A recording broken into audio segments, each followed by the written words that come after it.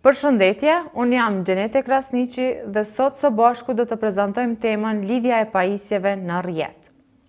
Para lidhjes së pajisjeve në rrjet, fillimisht bëhet planifikimi i vendosjes së tyre në letër ose me aplikacione për dizajnimin e rrjeteve.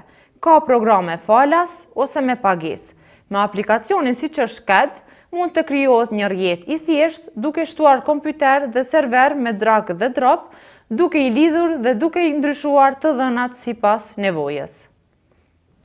Ky shembull paraqet një rrjet me 2 laborator, A dhe B, dhe një kabinet personeli. Kompjuterit në laborator lidhen me switch përmes kablove STP, ndërsa laboratorët mes veti lidhen me ruter dhe kablo koaksiale. Kabineti i personelit përdor ruter patela për lidhjen e laptopit dhe printerit. Ky organizim mundson komunikimin dhe ndarjen e burimeve mes të gjitha pajisjeve. Kanali i komunikimit është medium që shfrytëzohet për bartjen e të dhënave nga një pikë në tjetër. Pra, mund të jenë kablo me fije të përdredhura, kablo koaksiale dhe kablo me fibër optike. Llojet e kablove. Kablo koaksiale përdoret në rrjeta të vjetra, barë sinjale elektrike përmes një bërthame bakri të mbrojtur. Shkalla maksimale e transferimit të dhënave është rreth 100 megabit për sekond, kurse distanca maksimale është 185 deri në 500 metër. Kablo me fije të përdredhura, UTP dhe STP, më e përdorura sot, lidh kompjuter me switch dhe ruter.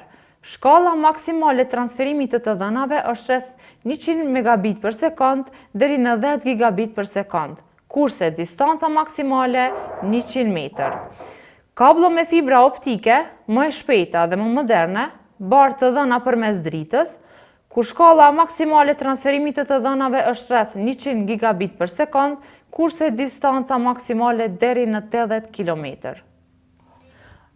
Bandwidth apo gjerësia e brezit, shpejtësia maksimale e transferimit të dhënave në një kanal komunikimi mund të matet me bit për sekond.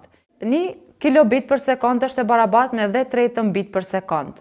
1 megabit për sekond është e barabartë me 10 bit për sekond.